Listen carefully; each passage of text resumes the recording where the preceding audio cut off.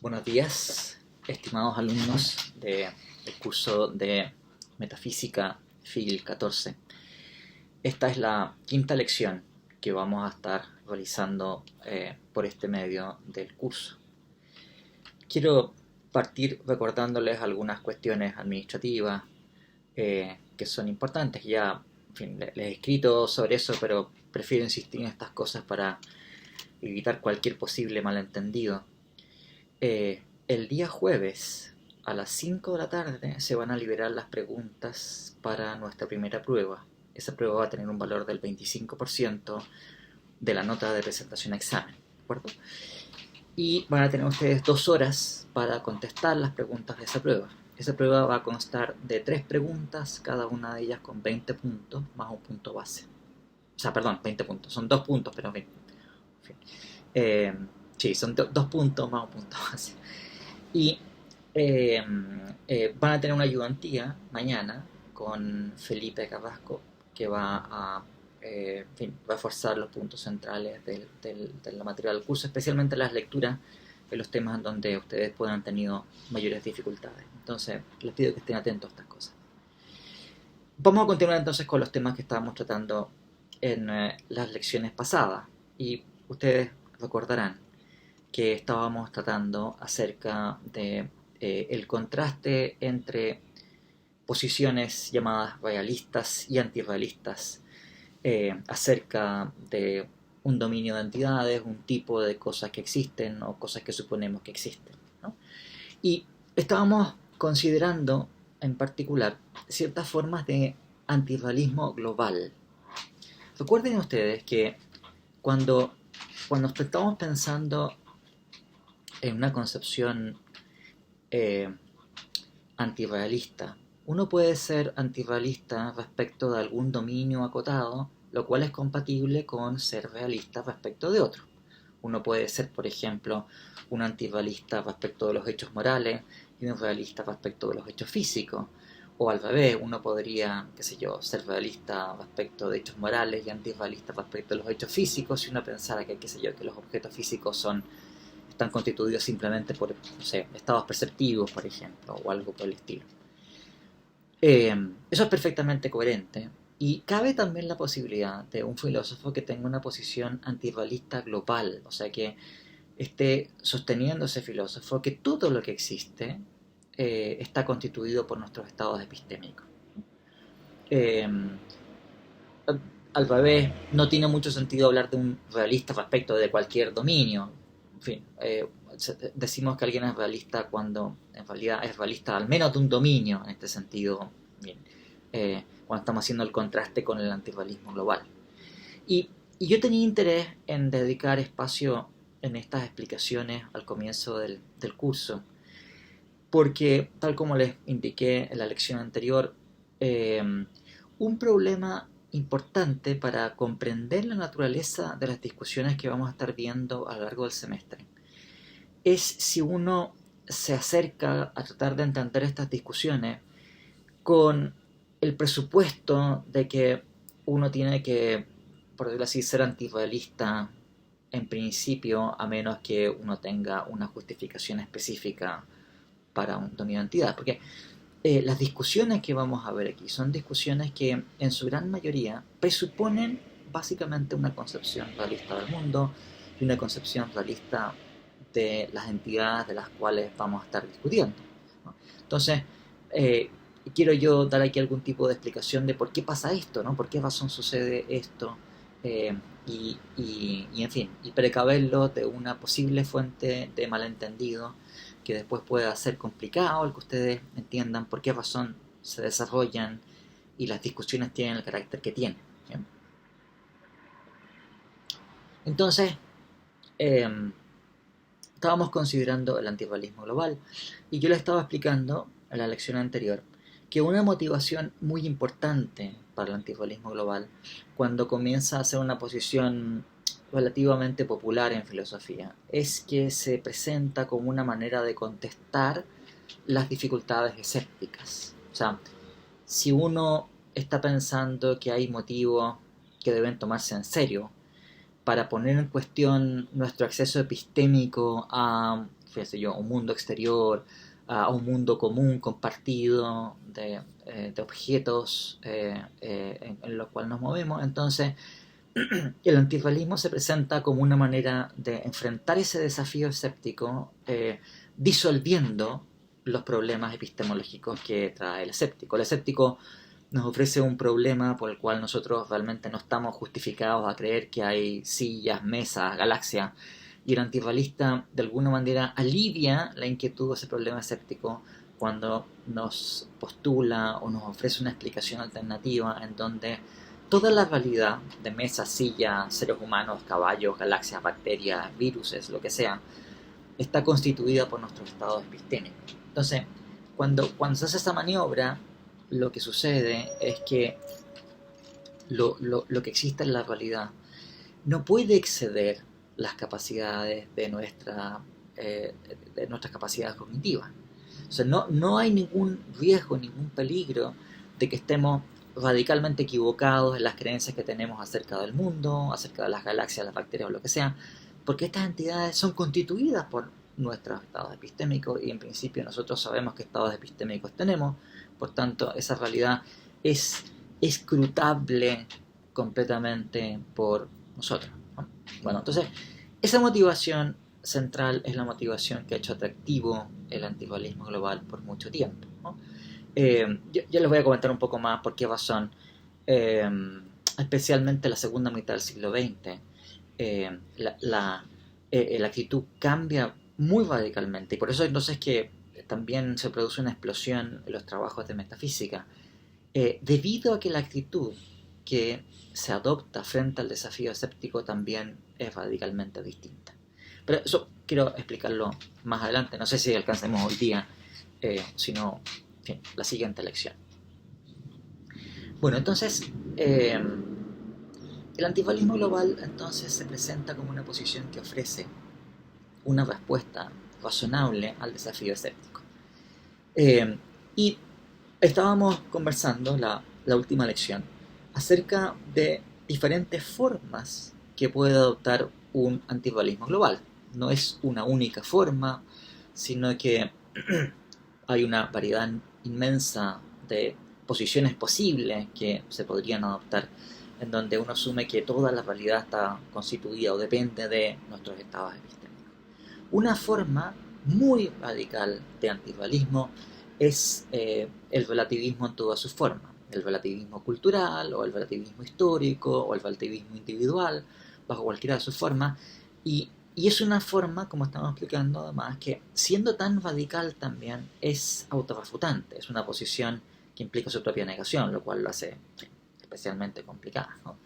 Pero claro, si uno va a formas de antirrealismo que son, qué sé yo, más sofisticadas si ustedes quieran, esas formas de antirrealismo, primero que nada, no tienen por qué ser relativistas, no tienen por qué ser formas de antirrealismo en donde estamos suponiendo que la opinión o las creencias mayoritarias en una cultura, cualquiera que éstas sean, o las creencias de un individuo aislado, cualquiera que éstas sean, cualquiera sean su estándar epistemológico, van a estar constituyendo la realidad, sino que un tipo de posición antirrealista mucho más sofisticada es pensar que son estados epistémicos que satisfacen cierto tipo de estándar epistemológico mínimo, ¿no?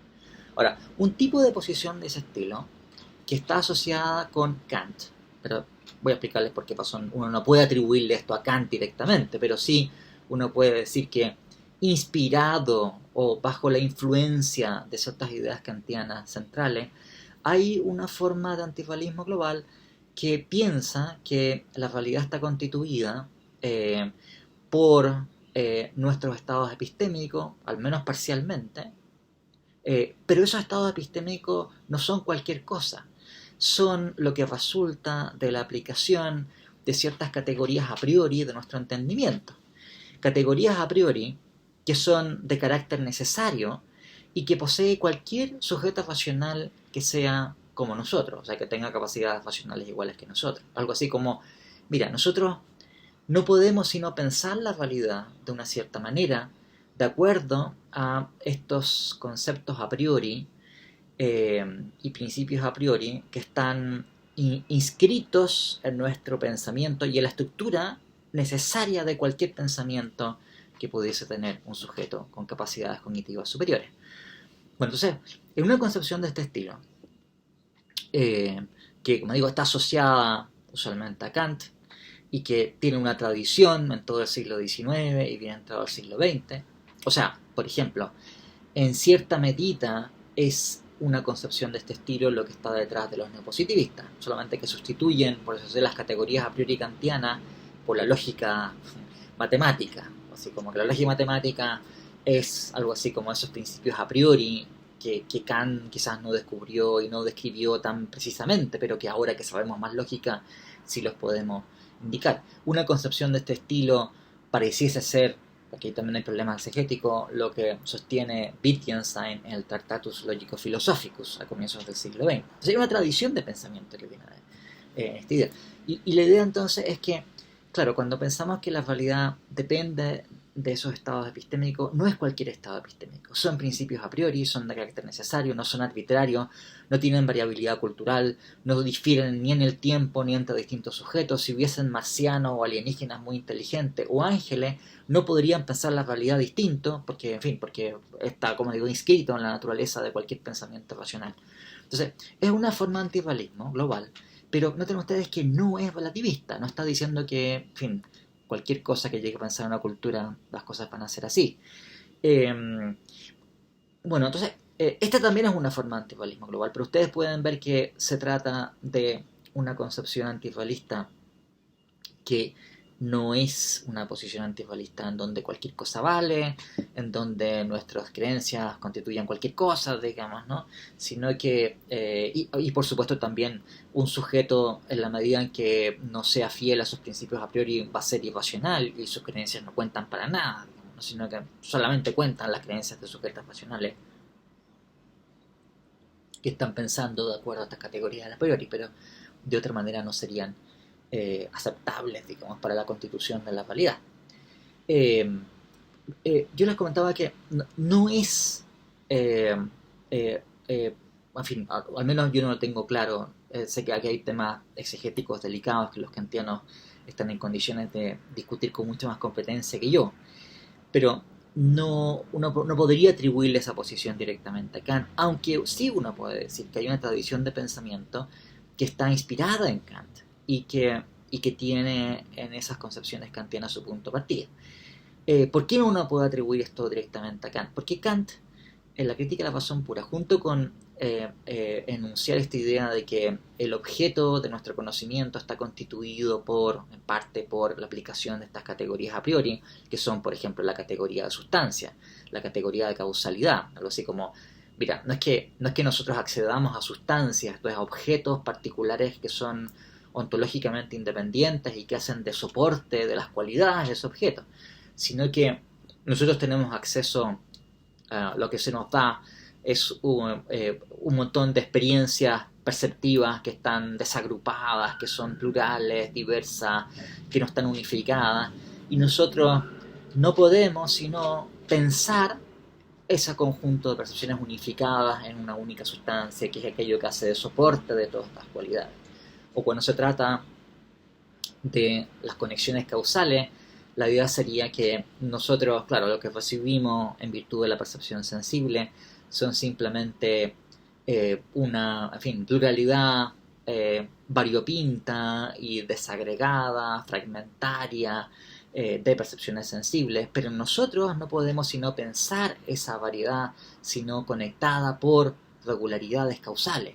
Y eso está puesto no por lo que se nos ofrece, no es una realidad que existe allá afuera y que nosotros entonces tenemos que tratar de comprender, sino que es algo puesto por las categorías a priori de nuestro pensamiento, ¿no? Porque no podemos pensar las cosas de otra manera, del mismo modo que la sustancia también no es que estén dadas allá afuera, sino que son puestas por nosotros. Bueno, pero Kant también dice que hay una cosa en sí, un Ding an sich, que no es accesible a nuestros estados epistémicos. Nosotros podemos acceder a lo que alcanza, a donde se extienden esas categorías a priori cuando funcionan sobre las percepciones sensibles. Pero lo que exceda a eso es algo que queda fuera de nuestras capacidades epistémicas y habla justamente de un polo que viene constituido por la cosa en sí misma, que es incognoscible, ¿de acuerdo? Bueno, para un antidualista global no puede haber ninguna cosa en sí que sea trascendente a mis capacidades cognitivas o las categorías, o como queramos denominarlo, ¿no? Como le explicaba en las clases anteriores, bueno, en fin, en esta misma lección, es característico de una posición antidualista que no hay nada que exceda aquello a lo cual alcanzan nuestras capacidades epistémicas, por definición, porque esas capacidades epistémicas constituyen la realidad. Entonces, cuando Kant postula que hay una cosa en sí que trasciende nuestras capacidades epistémicas y que resulta incognoscible, bueno, eso es una idea realista, ¿verdad? No es antirrealista. Por eso es que no se puede uno atribuir directamente a Kant que sea un antirrealista, aunque hay ideas kantianas que son fuente de inspiración de posiciones claramente antirrealistas posteriores, ¿no? Bien, entonces, este también es una forma de antirrealismo y ustedes pueden ver que resulta bastante más, por decirlo así, en fin, sofisticada que una posición antirrealista como la que sostienen los relativistas culturales o relativistas de otro tipo, ¿no? Ahora, den ustedes también lo que sucede cuando uno tiene una concepción antirrealista de este estilo. Si uno está pensando que son ciertos principios a priori los que constituyen la realidad, entonces es obvio que la manera más adecuada de hacer metafísica, esto es, si nosotros queremos hacer una teoría general del ente en cuanto ente, si nosotros queremos dilucidar en qué consiste la naturaleza de lo que hay del modo más general posible, entonces metodológicamente la manera de efectuar esa tarea va a ser mediante una descripción lo más precisa posible de cuáles son esas estructuras de nuestro entendimiento. Esa es la manera de hacer filosofía primera, la manera de hacer metafísica, es examinando la naturaleza de nuestro propio pensamiento. ¿Por qué? Porque son esas estructuras de nuestro propio pensamiento las que constituyen la realidad. En parte, esta fue una de las motivaciones para el llamado giro lingüístico en el siglo XX. Entonces, una serie de filósofos en el siglo XX también estuvieron sosteniendo o al menos no lo sostenían explícitamente, pero aunque no lo sostenían explícitamente, lo creían y actuaban de esa manera, así hacían filosofía. Un montón de filósofos entonces comenzaron a desarrollar filosofía del lenguaje, a hacer investigaciones acerca de la estructura del significado, la estructura semántica de las oraciones con las cuales nosotros tratamos tal o cual cosa, ya sea para las teorías científicas o nuestro acceso ordinario al mundo. Y la motivación que estaba detrás de eso es que esa era la forma más adecuada de dilucidar la estructura de nuestro pensamiento. Y es una idea bastante razonable, si ustedes se dan cuenta. Esto es que la estructura de nuestro pensamiento es una manifestación de cuál es la de nuestro lenguaje, de la manera en que nosotros formulamos lingüísticamente las cosas, y la estructura de nuestras gramáticas es un reflejo de cuál es esa estructura de nuestro pensamiento. Entonces, la manera más adecuada de acceder a la estructura de ese pensamiento va a ser atender a la estructura de cómo es que nosotros hablamos, cuáles son las condiciones de verdad de las cosas que nosotros enunciamos, cuál es la lógica válida para esos enunciados y cosas por el estilo. Entonces, muchos filósofos daban preferencia a la filosofía del lenguaje porque el examen de la estructura semántica del lenguaje es la manera de dar cuenta de esa estructura del pensamiento. Y si la realidad está constituida por nuestro pensamiento, entonces esa es la manera de hacer metafísica.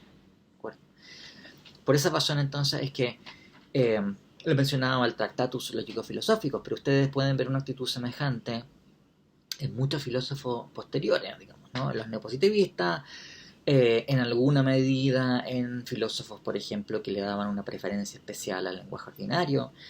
También en el segundo Wittgenstein, en la preferencia que le daba a lo que él llamaba la gramática filosófica, porque en fin, el examen de estructuras gramaticales, de cómo es que nosotros hablamos de cierto tipo de fenómeno, es la clave para entender esos fenómenos.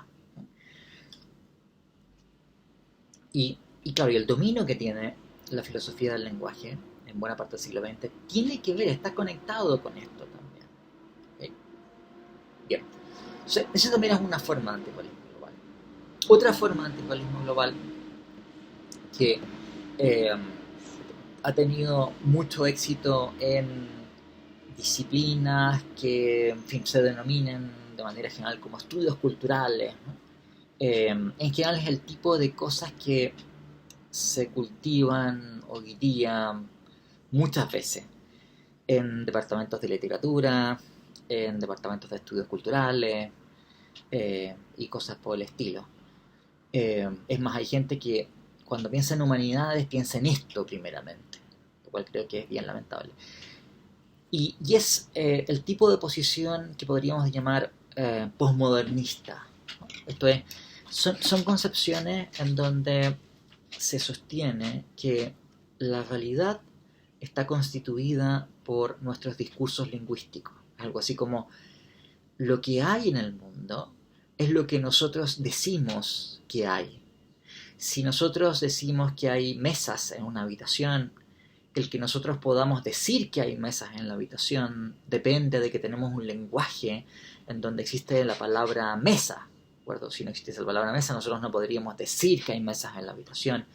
Y lo que hay en el mundo está de alguna manera constituido por lo que viene enunciado en las cosas que nosotros decimos o nuestros discursos o los discursos socialmente dominantes, porque en fin, porque lo que se diga acerca de algo va a depender de lo que ciertas personas a las cuales le otorgamos una autoridad especial van a decir sobre ello, algo así como, bueno, el coronavirus, por ejemplo, la epidemia de coronavirus ha sido constituida por un discurso que a nosotros nos llega todo el tiempo en la televisión y en los medios de prensa, etcétera, etcétera.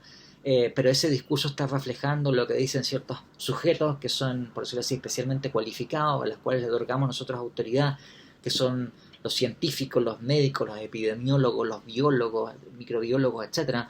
Y cuando ellos nos dicen el coronavirus tiene tal o cual estructura, eso es algo que ellos están diciendo y que nosotros escuchamos después y que por decirlo así, ese discurso nos llega a nosotros. Entonces, el coronavirus, por decirlo así, está constituido por lo que dicen estos señores y por lo que se repite, por decirlo así, en el discurso global y que nos llega a nosotros a través de los medios de comunicación, ¿no? Y esto, para la gente que está persuadida de este punto de vista, vale de manera general, ¿no? Entonces, cuando nosotros tratamos de interpretar un discurso, por decirlo así, tratar de considerar cuál es el referente de las cosas que se están diciendo, qué tipo de ítems en el mundo son aquellos que están designando el discurso, la idea sería que cuando nosotros tratamos de hacer esta práctica de interpretación, todo lo que nosotros podemos hacer es decir otras cosas, como decir, mira, el término virus tiene como referente esta cosa, pero claro, cuando nosotros hacemos esta práctica de efectuar esta interpretación en que estamos diciendo la palabra virus que ocupa este señor científico se refiere a esta cosa, nosotros también estamos diciendo algo. Algo que a su vez requiere una interpretación. Y la manera de interpretarlo va a ser mediante otro discurso que va a decir, mira, este señor que estaba interpretando el discurso del científico que decía que había virus, tiene que interpretarse de tal o cual manera. Y al hacer eso está diciendo nuevamente algo. Entonces, la idea sería, tenemos aquí un conjunto de discursos que cuando intentamos interpretarlos, lo hacemos agregándole más discursos que van a estar eh, entrelazados entre sí, constituyendo una gran red, un network de interpretaciones mutuas entre todos ellos. Y la realidad es nada más que ese conjunto de discursos. Bueno, hay una cantidad de motivaciones que han tenido posiciones de este estilo. En algún caso ha resultado de ciertas derivaciones del giro lingüístico del cual les hablaba hace un momento atrás. En otros casos tiene que ver con ciertos desarrollos que, por ejemplo, en la filosofía francesa, que tiene que ver con las ideas estructuralistas, que era un tipo de escuela lingüística, antropológica, a la cual en realidad uno no puede asociarle directamente una concepción anticolista global, pero se deriva de esas concepciones una posición anticolista global. En la posición estructuralista lo que pone de relieve son eh, cierto tipo de estructuras en donde la identidad de un elemento de la estructura viene dada por supuesto en la red, su conexión con las restantes. Entonces, cuando uno, esta idea que considerada localmente, cuando uno trata de entender algo, en fin, un sistema, por decirlo así, de identidades que son relativamente acotadas, está perfectamente bien y puede ser perfectamente aceptable y iluminativo. Cuando uno saca de quicio esta idea y piensa que la realidad completa está constituida, por ejemplo, por una red de múltiples remisiones lingüísticas en donde ningún término tiene significado por una realidad exterior, sino que solamente por su relación de interpretación con tales y cuales otros elementos de la red, llegamos a una posición antiholista global, en donde son los discursos los que constituyen la realidad completa. Este tipo de posición, bueno, no es extraño que sea así, ha ganado popularidad entre, qué sé yo, gente que se dedica a teoría literaria, periodistas, ¿no? ¿Por qué? Bueno, porque, ay, pero no enojar a nadie con esto, pero claro, cuando uno está imbuido de ese punto de vista, si uno quiere hacer metafísica, hacer filosofía primera, tratar de entender cuál es la naturaleza de la realidad completa, si efectivamente vale esto que estoy diciéndole, entonces la manera de hacerlo va a ser examinando esos discursos, ¿de acuerdo? Por tanto, claro, un señor que se dedica a estudiar novelas, súbitamente se convierte, sus tareas se convierte en filosofía primera, ¿no? O sea, que metafísicos ni nada, sino que ellos son los que están descubriendo la naturaleza de la realidad, al descubrir la estructura lingüística de esos discursos. Eso es la realidad completa, no hay nada fuera de eso. Y lo mismo le pasa a los periodistas, que entonces ellos, por decirlo así, pueden entregarse la ilusión de que ellos van a construir la realidad desde los medios de prensa, ¿de acuerdo? O sea, yo no quiero decir que no pasen cosas de ese estilo para cierto tipo de fenómenos. Hay fenómenos sociales que efectivamente están constituidos por creencias comúnmente compartidas o expectativas comúnmente compartidas y que se modifican también en la medida que se modifican esas creencias o se modifican esas expectativas, ¿de acuerdo? Pero otra cosa distinta es tener una concepción antivalista global en donde vamos a pensar que, no sé, digamos, ¿no? La masa de las galaxias es un artefacto de nuestros discursos o cosas por el estilo, ¿no? Bien, no quiero seguir con más ejemplos de antifascismo global, aunque esto podría continuarse muchísimo, ¿no? Ahora, ¿qué es lo que me interesa advertirles a ustedes sobre esto? Que no es una posición, el antifascista, que deba adaptarse por defecto, no es, por decirlo así, un resultado del desarrollo filosófico de Occidente después de Kant, que nosotros tenemos que ser antirrealistas, en principio. No es tal cosa, no vale tal cosa. Y además es una forma de metafísica. O sea, no se trata de que uno aquí o bien hace metafísica o bien, si uno es antirrealista, va a hacer otra cosa. No, las distintas formas de antirrealismo son formas de metafísica. Ahora, uno puede decir a lo mejor son formas malas de metafísica, son formas especialmente poco sofisticadas, poco, en fin, inteligentes, lo que sea, pero son formas de metafísica, ¿de acuerdo? O sea, si uno está pensando, por ejemplo, que la realidad está constituida por discursos, bueno, en fin, lo que hay en el mundo son discursos, ¿de acuerdo? No es que uno está diciendo que no hay nada, hay discursos. Y eventualmente uno va a estar sosteniendo algo así como que, no sé, digamos, ¿no? Que las galaxias son algo que está fundado, por ejemplo, en discursos. Los discursos son entidades fundamentales y los seres humanos, las galaxias y las bacterias son entidades derivativas de algún tipo de, en fin, estructura ontológica. O se reducen a, o deben ser eliminados por, etcétera, ¿no? Entonces, no es que uno queda automáticamente dispensado de hacer metafísica, no. Lo que sucede es que uno comienza a ejercitar un tipo de metafísica diferente de la que, qué sé yo, hacía Aristóteles y diferente de la que ha hecho David Lewis o que esté haciendo ahora contemporáneamente Theodor Seider o el que sea, ¿no? Eh, no es una forma de eliminar la metafísica, ¿no? Sino que es una manera de desarrollar la empresa metafísica de una manera distinta, insisto, tal vez diferente.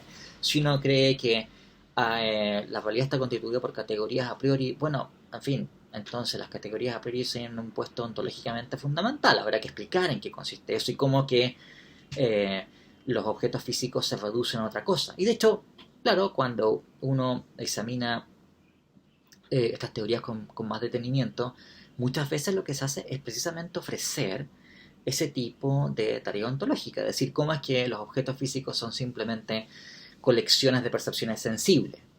En fin, no quiero decir que sea una teoría razonable ni que no tenga problemas, tiene muchísimos, pero es una teoría metafísica, no es algo que nosotros colocamos en vez de metafísica, ¿de acuerdo? O sea, no es que si uno se declara antirrealista este curso no debe hacerse, sino que más bien ahora hay que decir, sí, nuestra tarea tendría que ejecutarse de una manera diferente a la manera en que la estamos ejecutando ahora. Bien, bien, pero como decía, no es una teoría que uno tiene que postular por defecto, ¿no? Y hay varias razones para eso, ¿no? Eh, Una de ellas tiene que ver con la motivación central que ha conducido muchas veces, no en todos los casos, a posiciones antipalistas, y que es el desafío escéptico. Entonces, claro, cuando uno acepta el desafío escéptico en los términos en que el escéptico lo está proponiendo, y recuerden ustedes cuáles son esos términos, la idea de que si nosotros tenemos cierto tipo de evidencia o información que sería en principio un motivo para creer que algo es así, si yo tengo cierto tipo de percepciones sensibles, por ejemplo, que son en principio un motivo para creer que hay una mesa en la habitación, el antirrealista, perdón, el escéptico va a decir, bueno, pero tú podrías tener esa misma experiencia, evidencia del mismo tipo, de la misma calidad, y sin embargo no ver una mesa en la habitación. Podría ser que estés engañado por un genio maligno, o podría ser un cerebro que tomaron unos científicos y que lo metieron en fin, en una cubeta de nutrientes y está conectado a una supercomputadora, etcétera, etcétera. Podría estar en la Matrix, podría estar soñando o alguna hipótesis de este estilo. Entonces, la duda planteada por el escéptico es que es compatible con la evidencia que tenemos un error masivo en nuestras creencias. ¿Qué es lo que sucede? Entonces, el antirrealista en muchos casos adquiere eh, fuerza porque es una manera de disolver este problema. Pero, claro, en los últimos 50 años han aparecido otras muchas maneras de enfrentar el desafío escéptico. Una de las cuales, no quiero yo entrar aquí en los detalles porque además son temas fin, de epistemología o teoría del conocimiento, no son cuestiones que deban tratarse en metafísica, pero sí les puedo comentar que hay un montón de desarrollos en epistemología contemporánea en donde el desafío escéptico no resulta tan formidable como uno pensaría originalmente.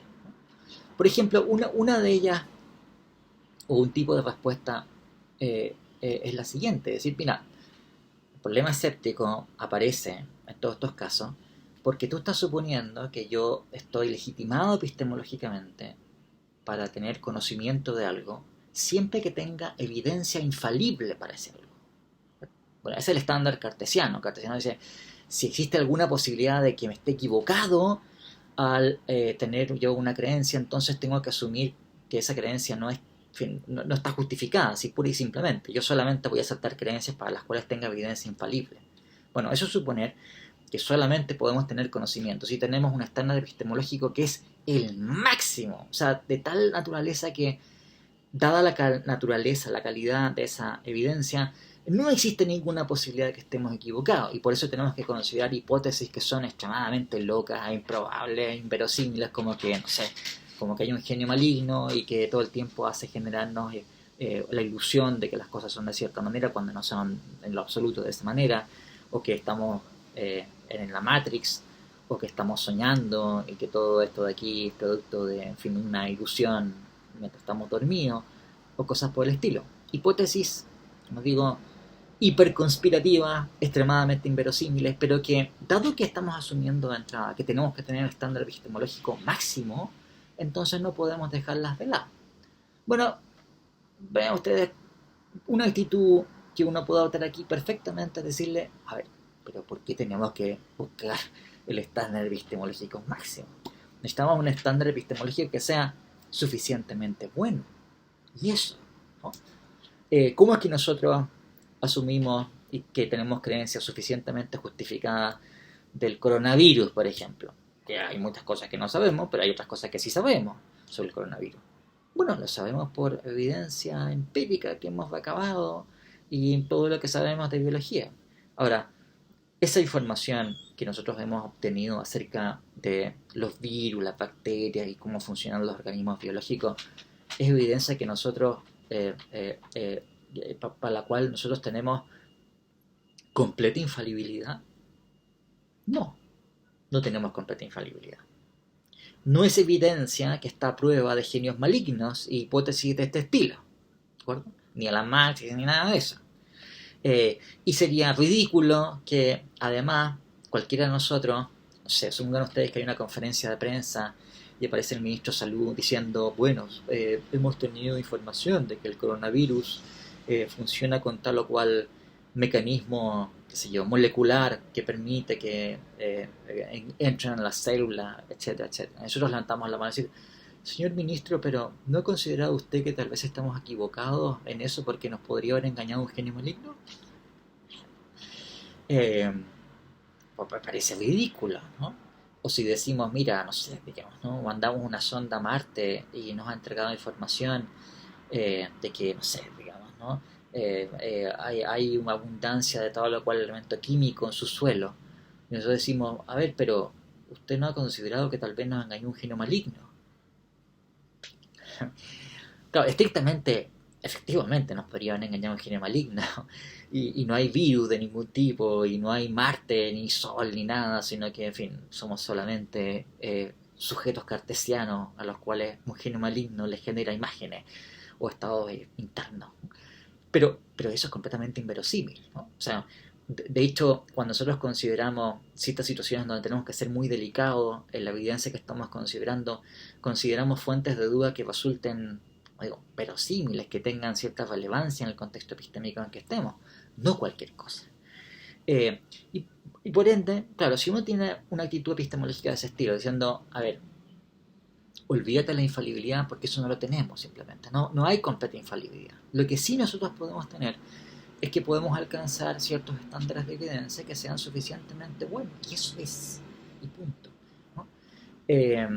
Y claro, si uno asume ese punto de vista, entonces, bueno, efectivamente sí sabemos que el coronavirus es un tipo de virus, sí sabemos que infectan las células de una cierta manera, sí sabemos que los virus tienen ARN, sí sabemos que hay galaxias, sí sabemos que, qué sé yo, un montón de cosas que la ciencia natural nos dice que están suficientemente bien justificadas.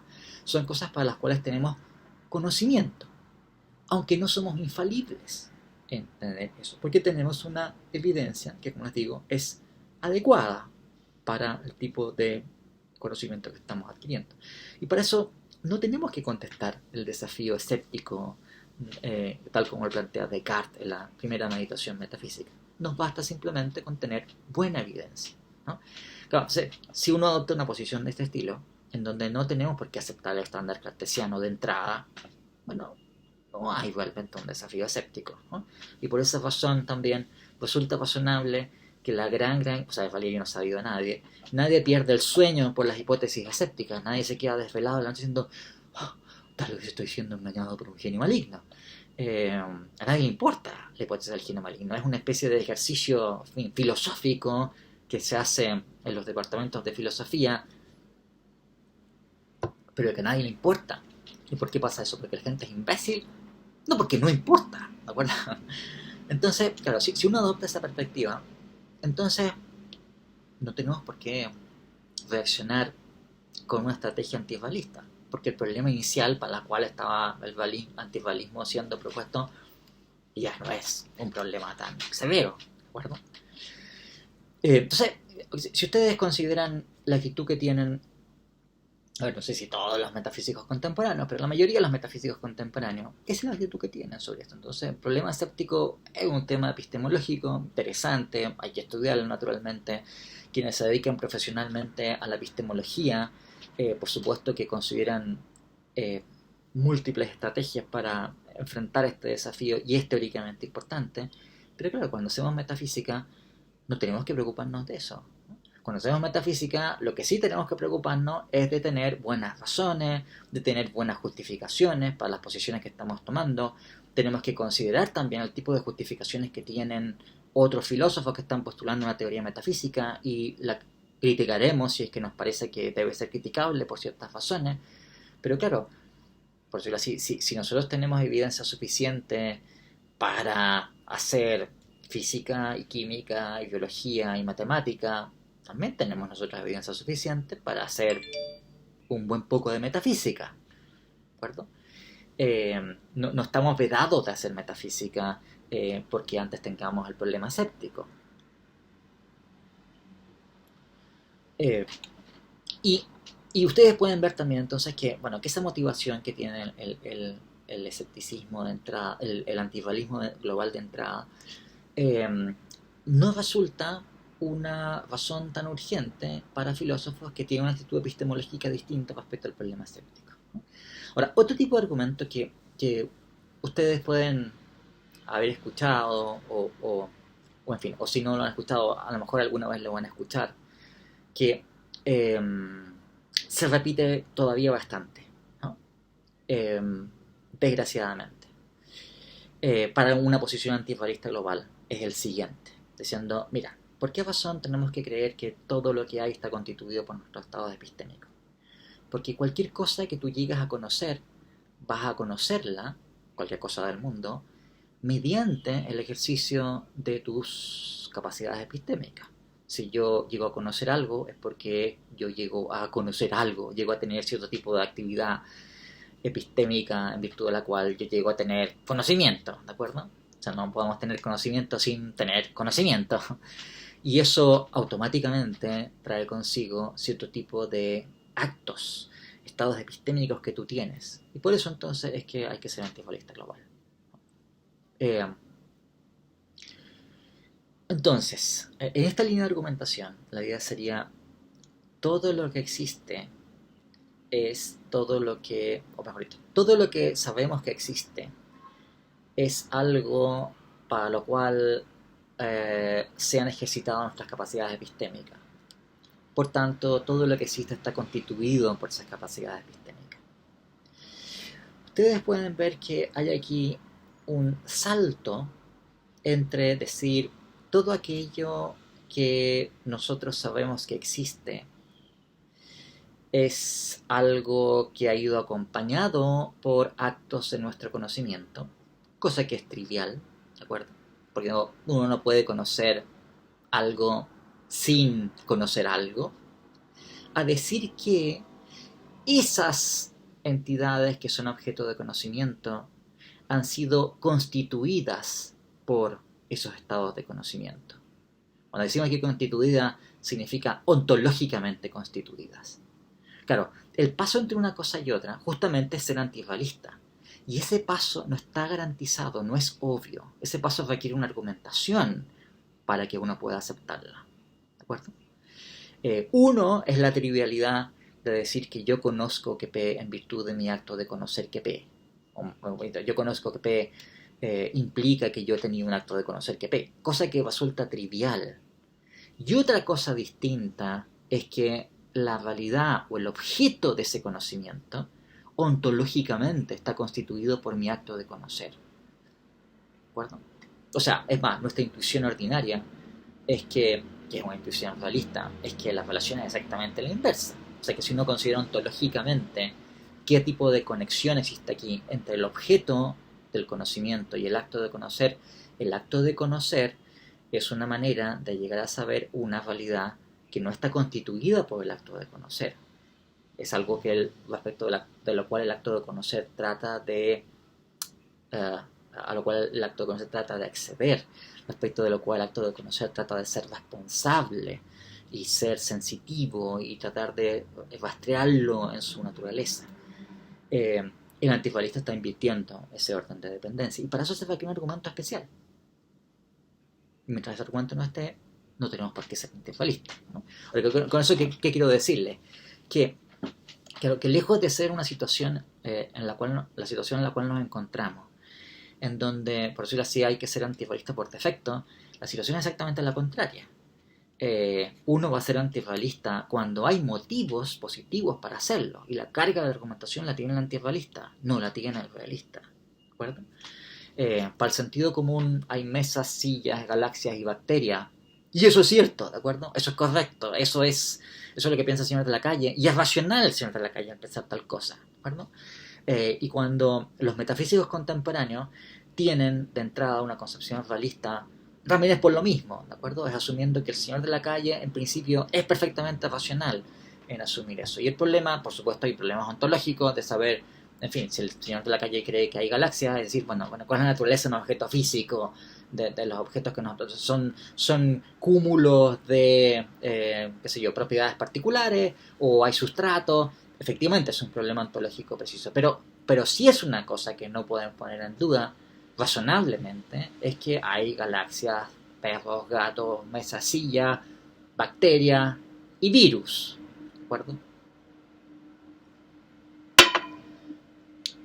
Entonces, ustedes pueden darse cuenta que el anticurismo global es una posición que, que ha sido popular debido a ciertas motivaciones específicas, que no es una posición que tenga fuertes argumentos a su favor. No quiero decir con eso que, en fin, que ustedes no deben ser antifascistas, toman la posición que quieran, pero en todo caso lo que quiero yo aclararle es que no es una posición que hay que adoptar por defecto. Y cuando los metafísicos contemporáneos adoptan una posición, en principio, realista, lo hacen por muy buenas razones.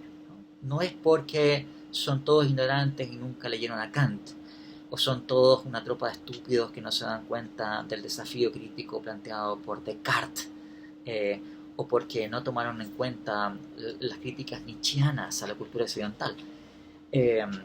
No, se trata de que hay buenas razones para no estar tan preocupado de ese tipo de cuestionamiento. Ok, entonces yo no voy a seguir con esta discusión acerca del realismo y antirrealismo, que es fascinante con todas las conexiones que existen. Tal como les indicaba, no es un tema propio de este curso, propiamente, este curso de metafísica. Tenemos muchas otras cosas que estar considerando. Déjenme comentarles un par de posiciones que se pueden adoptar respecto de un dominio de entidades que contrastan con una posición realista y antirrealista.